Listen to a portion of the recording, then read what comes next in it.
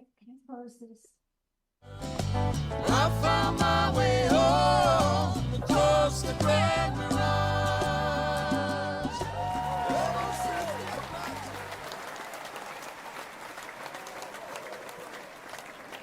Hi, welcome to the Alison Arngrim Show. I'm Alison Arngrim. Okay, some of you may recognize me as Evil Nellie Olson, but luckily tonight I am Alison Arngrim, and this is the Alison Arngrim Show.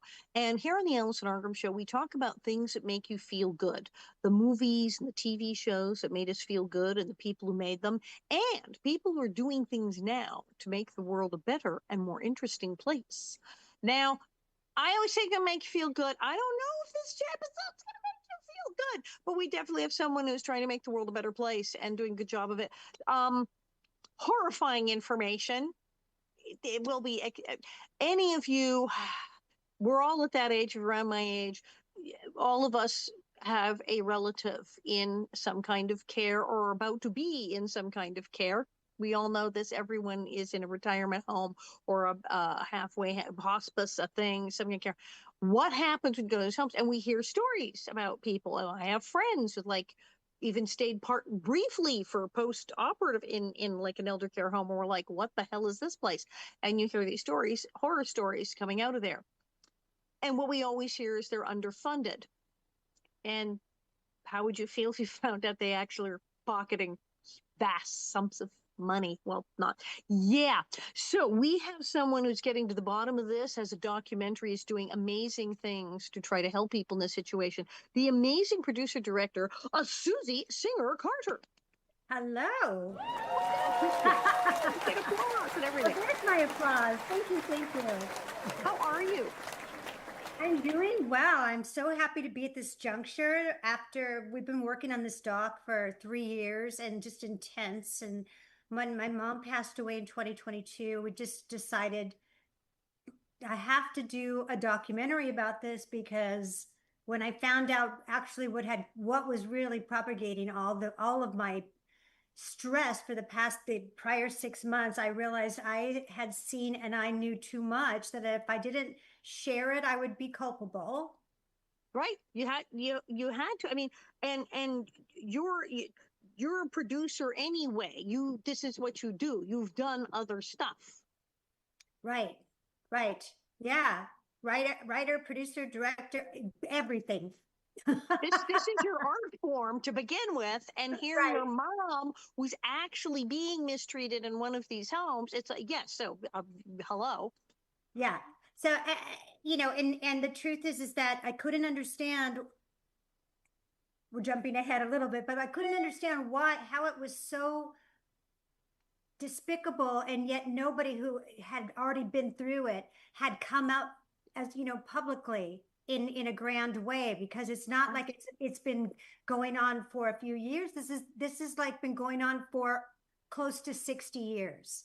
Yeah, And yeah. if not more. Decades. Right? If not more. So the truth, oh, I'm so sorry. I'm trying to close this down, and I'm so sorry.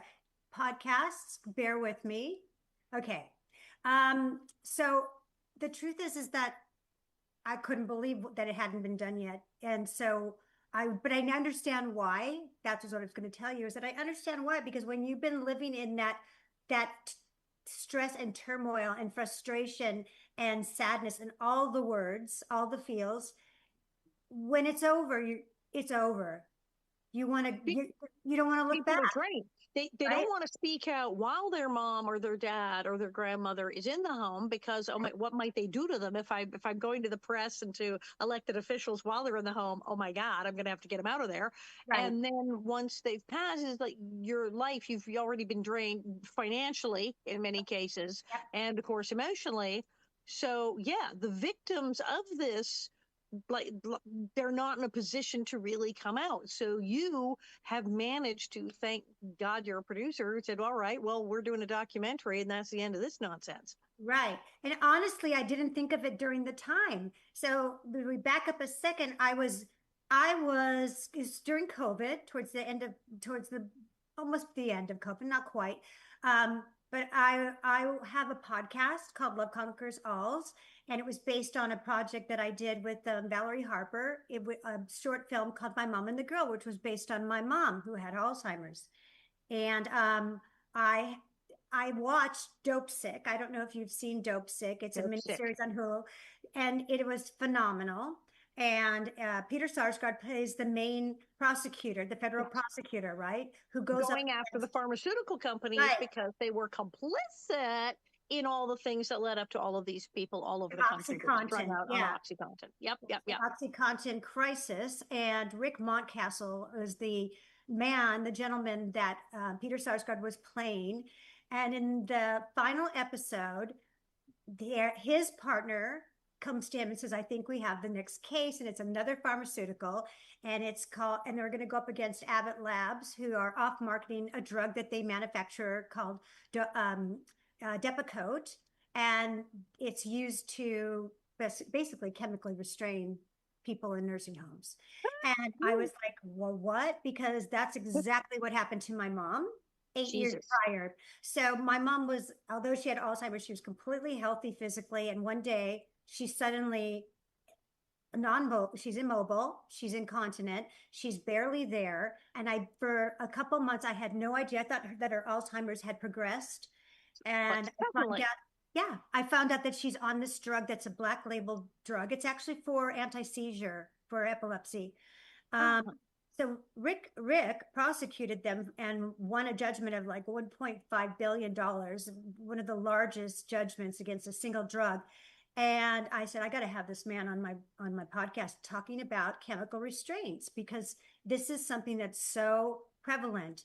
And chemical restraint, this isn't just a side note, it's actually really important to understand that the chemical restraining, not only is it abuse, but because it leads to neglect. So if they're using it to basically tether your loved one's not going to be moving for hours, could be sleeping. We've all gone into places where you see zombies, what I call Everybody's zombies. out cold. They're all out cold because they're on some kind of opiate. So they're putting it out with the idea of like, oh, we're going to give them some sedatives so they don't hurt themselves for the patients who are agitated or violent.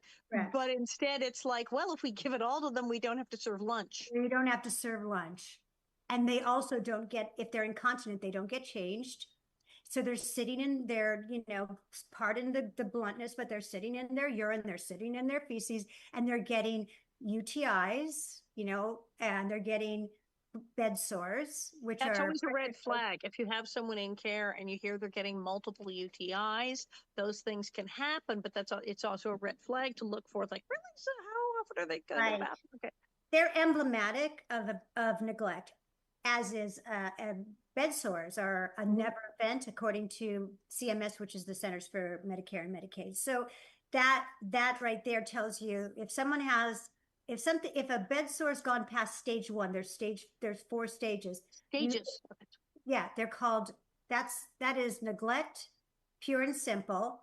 And so I'll just back up a little bit again about Rick Montcastle. When he came, I had him onto my podcast right in the throes of what was going on with my mom. Basically, she was not getting the care she needed. She was going in and out of the hospital. She was admitted into the hospital with a stage 4 bed sore. And the hospital called me to tell me this because they didn't want to take responsibility for it. They weren't talking. Right. So I called the nursing home, which is a 5-star nursing home here in Los Angeles. And I said, no, wait, this is a 5-star. This isn't some, we went to the terrible, cheap, cinder block joint 1 star, the bad place in the terrible part of town. These things happen. This was a 5-star, the highest rating nursing home. This was supposed to be the nice place, the expensive place. The place that had a 3-year waiting list. Oh, wow. Yeah. So the place that I used to say on my podcast, I can sleep at night. Mom's being taken care of. This is the posh place that everybody wants to go. This is like, we'll go to the good nursing home. Yeah. Right. If you can get in. So when I called the nursing home and said, why didn't anyone tell me that she had a pressure sore? Well, it didn't happen here. And where would it happen? Well, on the way to the hospital, of course, right? The drive over. Yeah. So the thing, so that was the beginning of the slippery slope for me. But the bold-faced lying, the gaslighting, the things that all the things. She's 89. She has Alzheimer's. She's okay. We'll just give her morphine. Let's just keep her with a feeding tube. She should have nothing by mouth. Like, why don't we just like let's just euthanize her then, because what is she doing? What kind of life is this? I could not wrap my head around it until I had Rick Montcastle on my podcast, and he said, off the line, he said, I want to talk to you about what's going on with your mom, because I also prosecuted nursing homes federally for over 20 years. And he said, what's happening to you is not an individual thing. It's not just exclusive to your mom's facility. This is a systemic crisis. And this is happening all over the place. All the time. And he said, and then he proceeded to tell me why and how and what. And I was like, this is unbelievable that we don't know this. This is unreal. So, and he basically explained the business model, why it was so bad, the fact that there's a nursing home lobby who is extremely powerful, more powerful than the pharmaceutical lobby. Which is terrifying right there, because who's more powerful than the pharmaceutical lobby? NRA. And that's about it. Yeah. But no, extremely powerful. And why? And what makes them even more powerful is that they're not on anyone's radar. And because there is so much ageism and ableism that has permeated our society and our healthcare system, because the healthcare system knows nothing about elder care, honestly, and particularly anything to do with dementia. They are there's a huge lack of knowledge and education in that area. So people that have a cognitive decline are massively marginalized and looked over, and it's very easy to neglect and abuse them because they don't have a voice sometimes. Right. Well, there's also the element of embarrassment and shame. There are people who they don't want to talk about it, that they have a relative in a nursing home or a care facility, because people are going to say, oh, you put them in home, why aren't they at your house? And it's not realizing it's like, oh, because I don't have a hospital in my house. And exactly. I don't have a team of nurses and equipment in my home. Thank you for understanding that. And thank you for saying that, because I've had many people on social say to me, your mom was suffering. Why didn't you take her home? My mom was in a nursing home because that was supposed to be the safest place for her, because most of us aren't able to set up a hospital situation, not hospital, but a situation where someone who is immobile can be turned carefully. You need two people. They need to be taken out of the bed, to take a shower, to get into a chair. Not everyone can do it. What about the people who live in studio apartments? Right? Are they supposed to move both of their parents? It's not a reality for most people. And then what do you do? And then if if their Alzheimer's has progressed severely, that's a very serious matter. You do need a professional to work with them. One person 100%. By themselves cannot do this. And if you're on Medicaid, you can't. And you went to the 5-star top home. Yeah. And Medicaid doesn't pay. Medi-Cal, we're in California. Medi-Cal, Medicaid doesn't pay for home care. So if chances are someone who's lived long enough is going to run through their savings, like my mom did. I have friends like this who do I care for my mother at home? I have a friend he's probably watching this now, who was caring for his mother at home, and then eventually found because it became a thing of, well, their insurance covers this, but not this, and it covers that, but not this. Exactly. So if you have her here, then you'd have to pay for all of this with the money you do not have. And if you put her here, that's like, what? And so finally found a place that would take her, that was a decent place that he can visit her, because it's like, no, I would have her home, but it's not physically possible. No, and it's not financially possible. They won't pay for stuff. There's the complications that people face trying to take care of their parents are unbelievable. And then people are ashamed or embarrassed. People are ashamed or embarrassed that anybody in their family is sick. People want to talk about if somebody just got sick and was in the hospital. So people don't want to talk about that they have a relative in a nursing home. And so they count on that element to also limit the number of people who are going to say anything. Well, yeah. And it's such a disservice to the people we love. And it's also, a disservice to our future self. Because if we are ageist and ableist, it's only, we're only doing a disservice because we will be there. So we are. What do you plan on doing when you get, hello, somebody's going to have to put you somewhere. Right. So you are an ist against yourself, right? And your future self, which one of our experts who I love so much, and who talks about ageism and says that specific thing. Ashton Applewhite, who says, you're just turning against your own future self, and how is that smart? Well, in one of the reports you sent me, they have a quote from former First Lady from Rosalind Carter, who said there's 4 kinds of people in the world: those that have been caregivers, those that are caregivers, those who will be caregivers, and those who will need caregivers. We're all going to the big bed at some point. It's equal opportunity. If we live long enough, yay. It's unbelievable. So you take your mother to this place. It is the 5-star. It is the fancy. It is the expensive home. And when did you first notice things going wrong? Well, I think what was interesting, and we talked about it in the documentary, but we also kind of minimized it a little bit because people are so over COVID, but COVID really pulled the curtain back on what was the problem. That's what people found out. Yeah. And none, most of us went through going like, there were so many times I would go to visit my mom, and I we live local, so I could see her as much as I want. And I'd go in and I'd think, she doesn't look right, or she's not bathed, or you can tell. But then you kind of go, you feel, should I complain? Just what you were talking about before. And maybe I'm just being stupid. Maybe I'm being overprotective. She's fine. Exactly. And then when COVID started and no one's allowed in to see their loved ones, nobody, zero. And they finally set up a system where you can Zoom with your loved one once a week. And when you're Zooming with somebody who's got Alzheimer's, that's not very helpful. Doesn't help them. It's very difficult for them to navigate, to understand that. Week by week, my particular appointment was at 3 p.m. on a Wednesday. And as the weeks went by, I saw my mom in bed. She's never out of her room. She's in bed during the day. She's not dressed. She's still got a gown on, and her hair's like this. And I'm going, is my mom sick? What's going on? The CNA who was, facilitating the Zoom, and she'd go, I don't know, Susie. Let me find out from the nurse. I just don't know. I do not know. We don't know, and so when I finally got to see her, it was like a year and a half before most of us got in to see our loved ones. That's a very long time.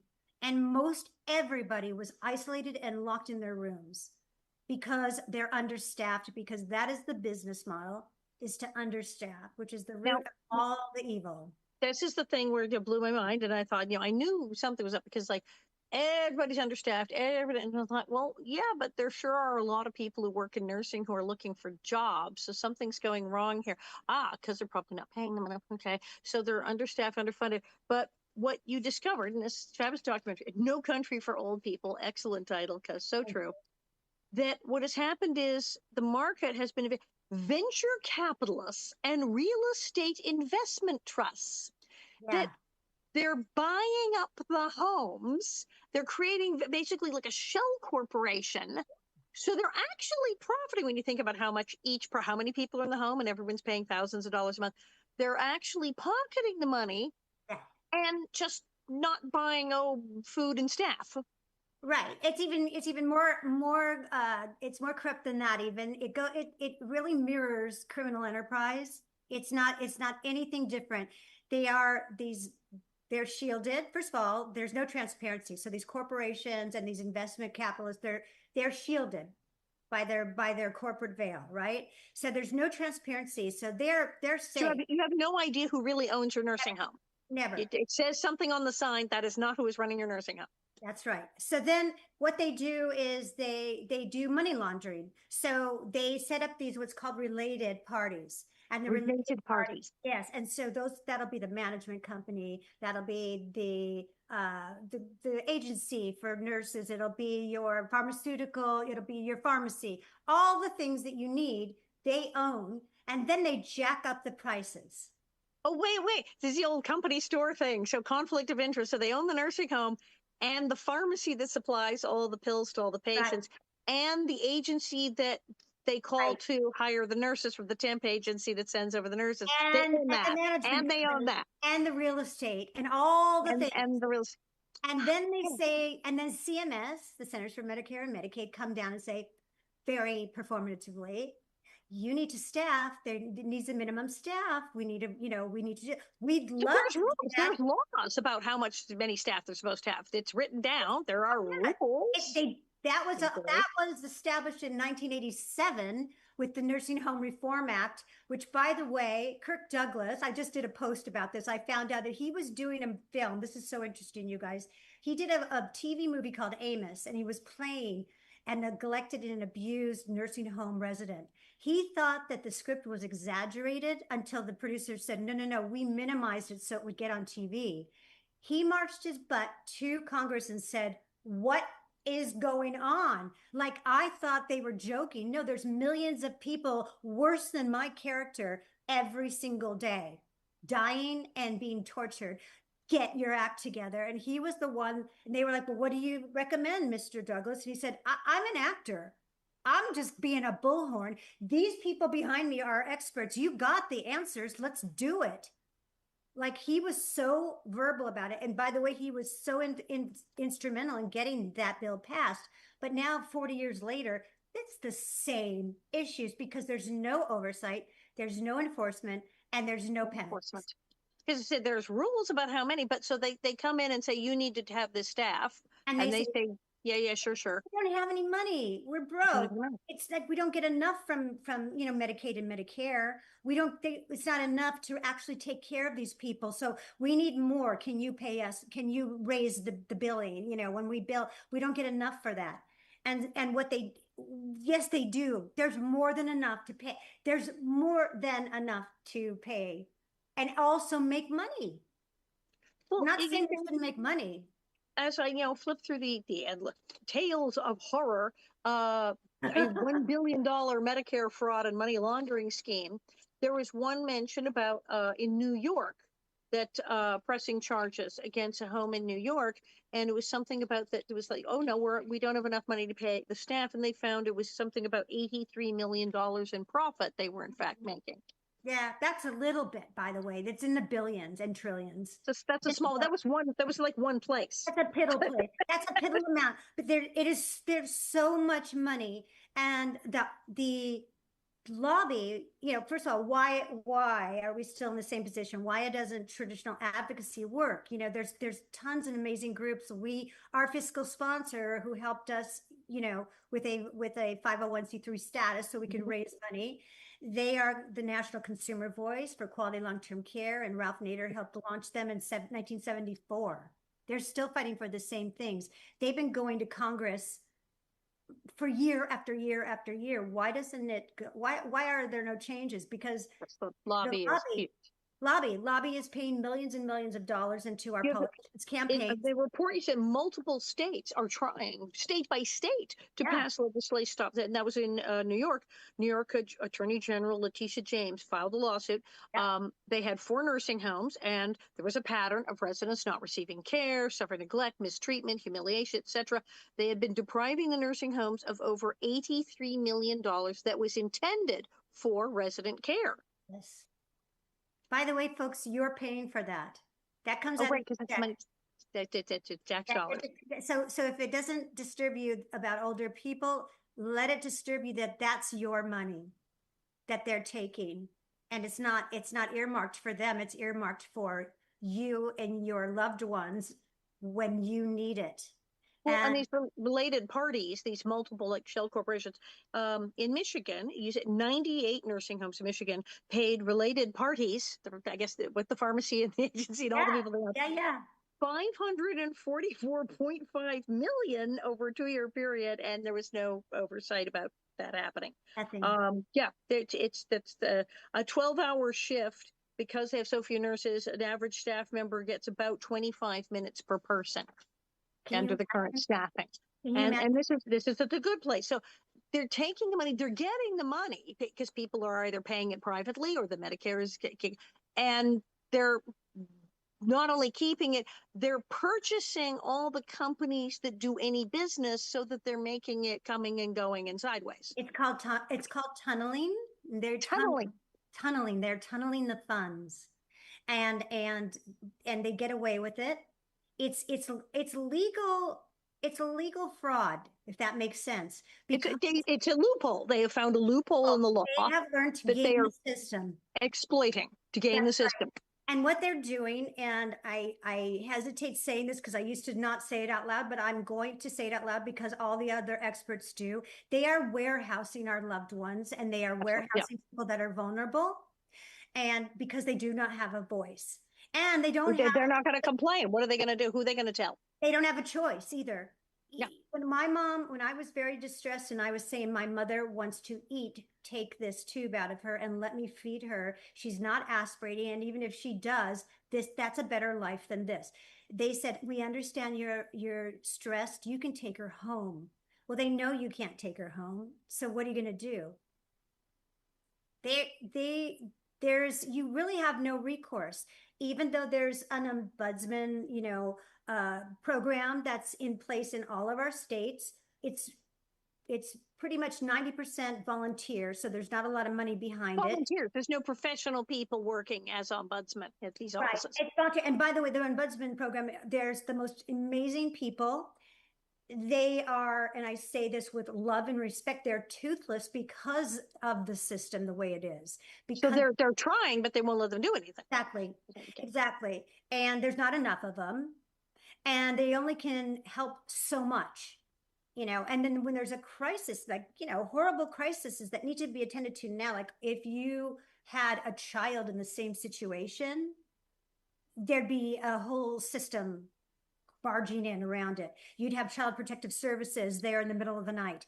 If you call Adult Protective Services in the middle of the night and say, a resident was found on the floor, bloodied and raped, what do we do? Can you just give me the name and everything? We'll do a report and then I'll get back to you in a couple of days. Well, That's it. what? Yep. What? And that's what happens because nobody cares. And the owners don't care because now that just becomes a drain on the resource. It's terrible. I feel like, because I feel like I'm just the Debbie Downer. The harbinger of doom with it. So in this documentary, which now this documentary it's already aired on Amazon, it's airing, and that's going to be airing all the cable and networks, Roku, what have you. What do we see? What do we learn in this documentary? Because it covers your mother's case and the general sacking and pillaging. All that stuff. You're going to learn so much that you didn't know, and stuff that you really need to know, because you don't want to go into this industry and go through a journey like I did without having any other knowledge, because you should know your rights. You should know what you can and can't do, so you don't put yourself in a vulnerable position, or at least mitigate as much as you can, right? And also don't get your cortisol levels so high because you're thinking that, my God, what am I doing? What planet am I on? Is this actually happening? I don't understand. Like, where's the humanity? So understand where it's coming from. Understand that probably that CNA is just burnt out and they're having moral injury because they can't do the job that they want to do, right?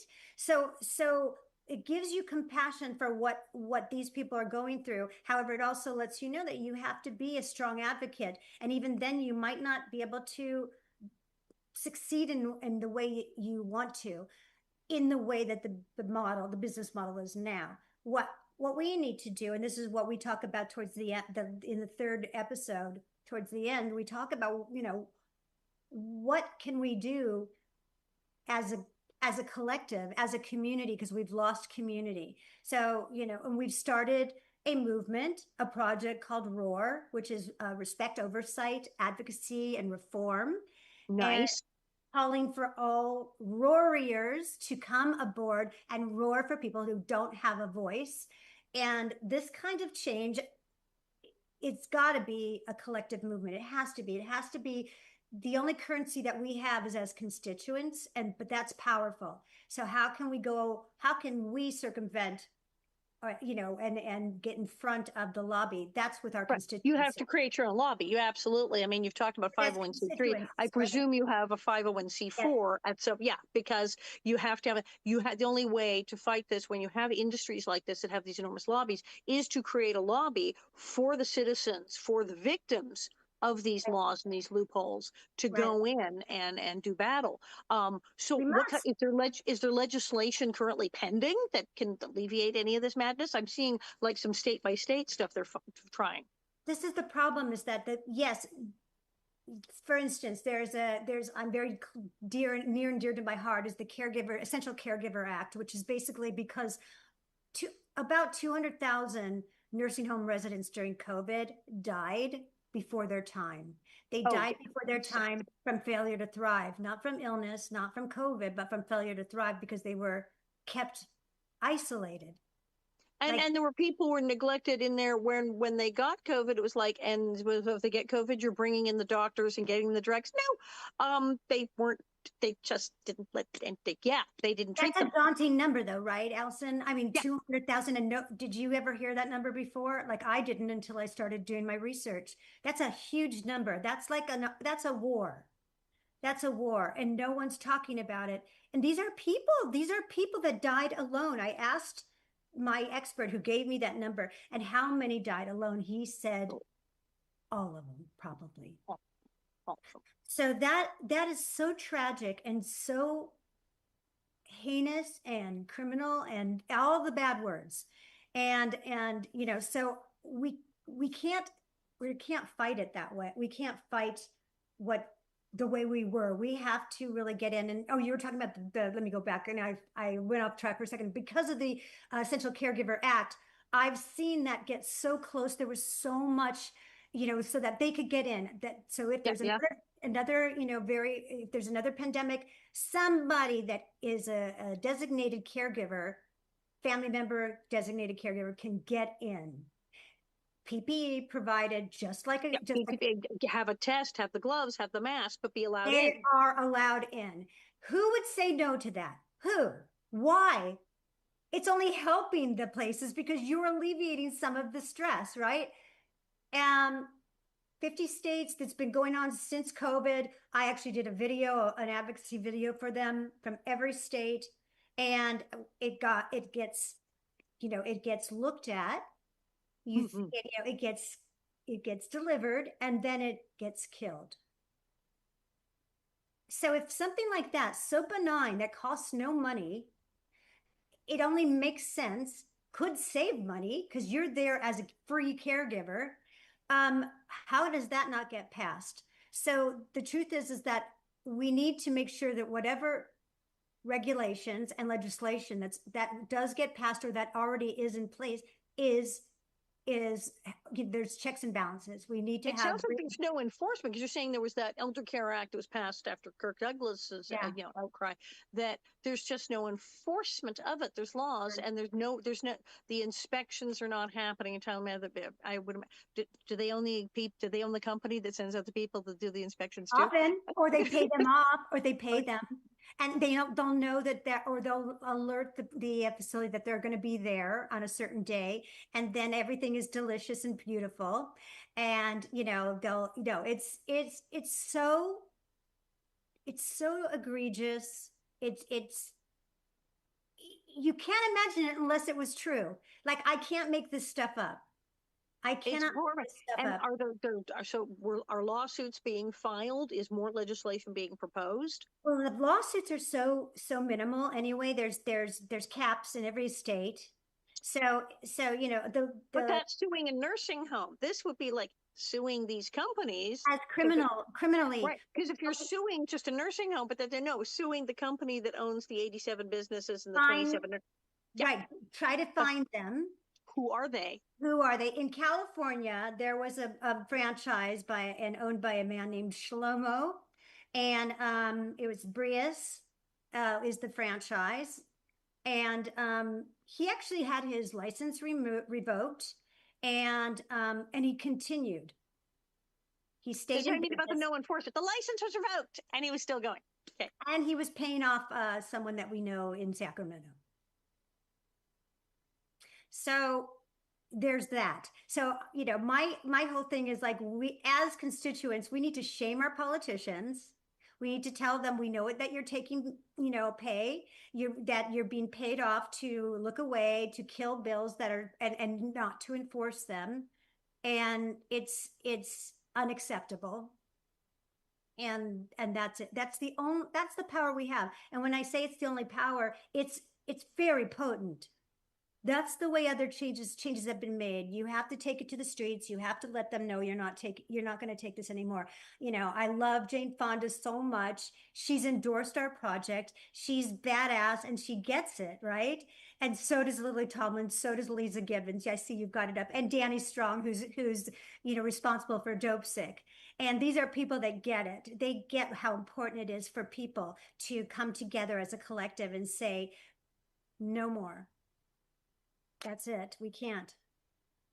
And this is, it's just amazing when I look at this, like how many say it's all over the country. It's just the amount of money that these companies are pocketing. A 2023 study found that nationwide in 2019, nursing homes paid the related parties 11.23 billion, not really billion.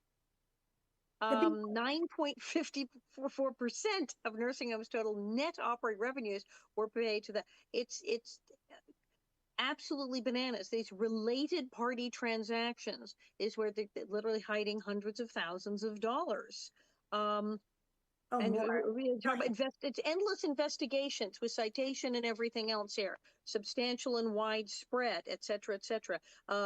Federal Medicare cost reports in Michigan between 21 and 23, nursing homes paid 1.2 billion to related party companies. That's in one state. That's in one state, folks. That's in one state was 1.2 billion. Oh no, we interviewed a whistleblower and we kept her shielded in our documentary. For this was a franchise in maybe I shouldn't say the state, doesn't matter. They had a judgment of $3.5 million judgment against after this 11-year case. 11 years. 11 years. So everyone has died by the end of the report. Oh yeah, forget about that. And then they filed for bankruptcy. They filed for bankruptcy. And then they reopen under another name. Wow. And that's protocol. They do that all day long. They do it all day long. And so, you went in when you first started, as you said with your mother, you were a normal, innocent person who had no idea this sort of thing was going on. You picked, as you said, it was the 5-star. You picked a good one.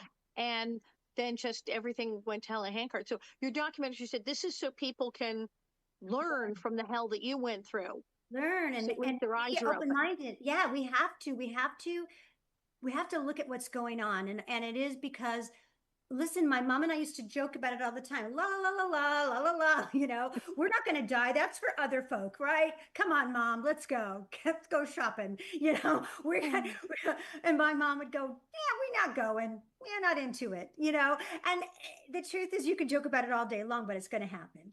And so we all look, we other it, other until we're in it. And when you're in it and it's crisis time, that's the worst time to make decisions. Like, you cannot make a good decision when you're in crisis. Nope. And you have to take care of yourself as a caregiver too, because it is so hard. Just the emotions alone, and then just the time that you're putting into it, and then not to achieve something for someone that you love and watch them suffer, is no one should go through that.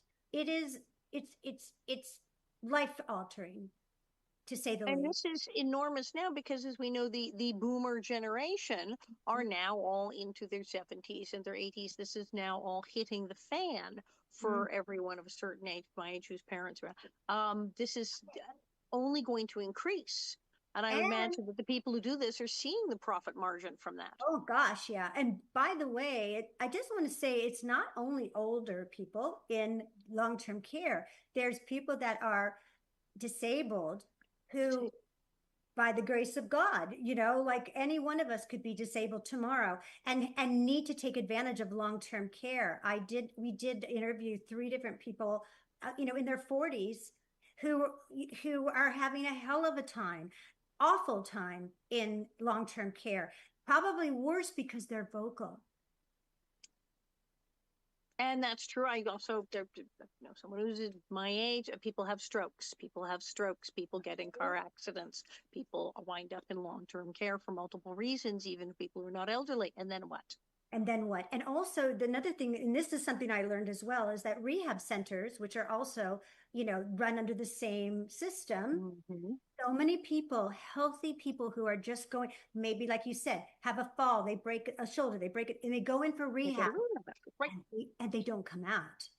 Mm-hmm. I've heard that story so many times. My daughter went to one of her dear friend's father's funeral, who is a director, and like before his time, he had a heart attack. He was fine. He went into rehab, and every time my daughter's friend went in there to see, she goes, "Can I talk to your mom? I don't know what's going on. My dad's looking worse and worse every day. Like he was fine." And sure enough, he died.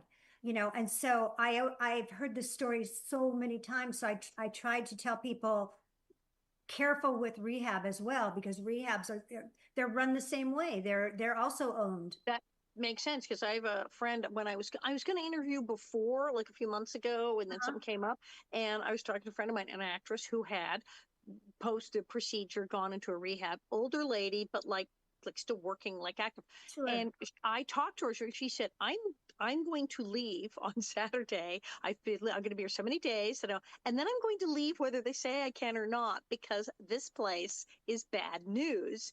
Yeah. They're abusing the patients. There's people who have not been taken to the bathroom. There's all kinds of weird stuff going on in this place. And I am out of here if I have to like climb out a window, because there's something terribly, terribly wrong with this place. And she got out. She did go home and she was okay. But she said, oh no, this is how people wind up in here and don't get out. There's something wrong with this place and what they're doing to people.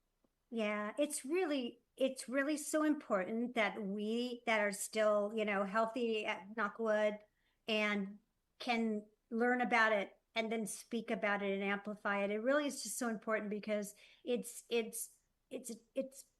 a humane issue. This is a human issue that if we don't stop it now with, like, the trope of the gray tsunami, as as we're talking about, we will. My girlfriend just did a short film on granny dumping, which sounds so awful, right? But it is a real phenomenon, and without infrastructure that can handle the gray tsunami, that's going to happen more and more. So people go into the hospital because Medicare will take you for whatever it is, depending on what it is, for 30, 60, 90 days. But when that's done and you don't have a place to go, they're going to put you on the street and go. That's happened here in LA. There's been things on the news where the police said, why are we finding this elderly woman wandering the streets? What is happening? They're just dumping people. They have no place to go. What can someone watch when you're checking out a rehab or checking out elder care, a nursing home? What can you do? We know, I mean, obviously we need to get legislation passed. We need to get them to budget for enforcement. That's it. Nobody wants to spend money for enforcement. I know that from like the child abuse law, dealing with that. It's like, okay, pass a law. And how are we enforcing this? Are you going to pay for the police to go arrest them? No. Right. You see, getting enforcement, but what does someone do if now watching this, they're now completely terrified and they're like, I'm about to have surgery. I have to go to rehab. I'm about to take my mother to a nursing home. What can they at least look for? What questions can they ask to at least try to find a place where they're not going to be rocked completely? So I wish I could give you a pat answer for that. I can't. You can go and look up. There's, different organizations that will have lists of the star ratings for different nursing homes. The trouble is that they can buy those ratings. Well, you got a 5-star. It was a train wreck, right? So I don't want to be, again, Debbie Downer, but right now it's so difficult because it's really hard to decipher which one is good, which one is bad. So ask people, and then ask people that are actually involved with their family member, because when I talk to people who said this said place was great and you must get your mom in there, they weren't involved with their care. They didn't have anybody in there. Well, they did. They may have, but they bought the lobby is what they did. And so they felt good about it because they bought the lobby, but they weren't involved with really the caregiving and weren't there. They were there, like holiday families members, right? So where if you're very involved with your family, find out from other members of people that residents that live there, talk to Actual their family customers, and say, actual how are you residents. liking it? What do you think? Have you had any issues? Has your loved one gone to the hospital? Have they had bed sores? How many UTIs do they get? Are they enjoying themselves? Do they look like they're thriving and they're happy? And ask them. Don't rely on the lobby that looks like a hotel. Don't rely on the people that are selling you on it because, of course, Or the staff who go, oh, it's great, it's great, it's great. like First, going to say it's great. ask to walk inside and talk to the residents, talk to the residents' family members. Like I said, that's where you're going to get the truth from. And And you then also do like, I mean, if you do deep dive on the internet for things you look for and you go, okay, it's a rating. But I know that, like, for instance, when you search doctors, there's like lots of really interesting places you can find out things about your doctors. You can quickly see like complaints, and you can tell really quickly from people's rating complaints which are a bogus, somebody's whining complaint, which is like a serious complaint, especially when there's a lot of them. the same Um, ones, the same kinds. Yes. yeah, Yeah. you could look for that. I know that with doctors, and I found this out because my own doctor told me this because he said there's a website you can go to and Yes. see exactly how much money your doctor has accepted from a pharmaceutical company, because he said the representatives from pharmaceutical companies, quite sensibly, quite rightly, they Right. go visit doctors and they take them to lunch and say, have you tried this new fabulous Yeah. pill? Yeah. We'd Yeah. like you to hawk this crazy. Yeah. Yeah. And normally what happens is the doctor goes, yeah, yeah, sure, fine, whatever, give me some samples, and says, makes a decision based on competent medical care. But sometimes you go to the doctors and they say, I can get you a new set of golf clubs. I can get you a membership at a thing. They got trips, they got prizes. Oh my God. Wait, Watch Dope Sick, you guys. Watch Dope yep. Sick. You'll see it And all there's played doctors out. who take all kinds of stuff. And then when their patients come in, they go, oh, you don't want pill A, B, C, or D. You want pill X because they Yeah, just that's somebody bought them a good. freaking set of golf clubs. And my old Yeah. doctor was like, you can look it up, because he said, you can look up and see that I allowed them to buy me a tuna sandwich, because what he does, he said, they come, I say, okay, fine, I'll go to lunch with you, but we have to eat in the cafeteria. And he says, they really hate that. Yeah. Yeah, yeah. They Well, you want can to eat also at a see restaurant. if they have any lawsuits against them.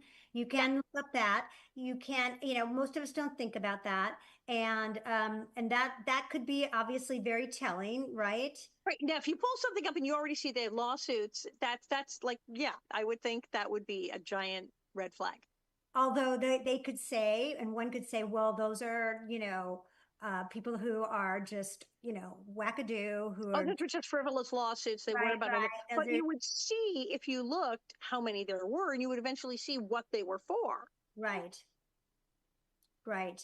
Yeah. So, But I I mean, mean, what a deep dive. You'd have to really look. You'd have to like literally sit there and go through and read everything. Go, okay, well, here's a complaint page, but I don't know who these people are. And so you'd have to look at multiple sources. And then, as you said, you'd have to somehow get in there and talk to people who actually are staying there. and actually know, yeah, you have to know what your rights are and where you can look for that. For instance, the when my mom was taken to an emergency hospital, I talk about this in the documentary. The admitting doctor told me my mom had failure to thrive. This was way early on, and I was like, "What are you talking about?" They told me she's fine. Yeah, she's failure to thrive. So what do you want to do? We intubated her. I'm like, why did you intubate her? Have her on no intubation? Like, no. Well, so you want us to remove it? I said, well, yeah, is she really going to die? And they were Oh, my whole family there. We took the tube out. She looked like death warmed over. It turned out she was on a fentanyl drip. fentanyl. I did So she my have mom, cancer? Was she in terrible pain? No. oh, Wait, and but why would be I didn't even fentanyl drug? notice because I'm like a basket case because my mommy's dying and I wasn't prepared Right, because for it. you're not looking for that. No, and my niece came in and said, Aunt Susie, Mom, Nanny's not feeling anything because she's on a fentanyl drip. And I was like, why? I called the doctor, who, by the way, I never saw. And I said, why is she on a fentanyl drip? Well, she's allergic to morphine. First of all, no, she's not. Second of all, No, and why is she on a why morphine does drip? she need to be on that? So, I said, when do you suppose she's going to pass away? And he said, in a couple hours to a day tops. 4 days go by. She has no water, no oxygen, no food, nothing. She's not dying. She wakes up through the fentanyl drip and is like smiling. And I'm going, I called the doctor. I go, we don't feel good about this. Something's wrong. And so I said, he goes, well, her organs have probably shut down by now, and there's no turning back. I said, well, I'm sure there's a test for that. Can you test her? You're just saying probably, you can check. Right. So he goes, well, this start this whole thing all over again. She's going to have to be hospitalized. I said, what are you talking about? Stop. I don't know what you're talking about. Just take the test and find out where she's at. So, I told my daughter we had gone to take a shower after 3 days, right? And I said, we're not taking the shower. Let's go back there because I don't feel good. Something's wrong. I go back there. My mom is out again, like not up anymore. And I look and the fentanyl drip still dripping. And then the nurse flies in and she goes, well, I'm taking your mom off fentanyl, doctor's orders. And the doctor calls me and he goes, hey, I've been thinking about what you said. And he goes, I don't think we have a right to euthanize your mom. And then, as far as I know, it's not legal in this state. What the fuck? What? And I was like, wait, first of all, where was the part about euthanize? Yeah.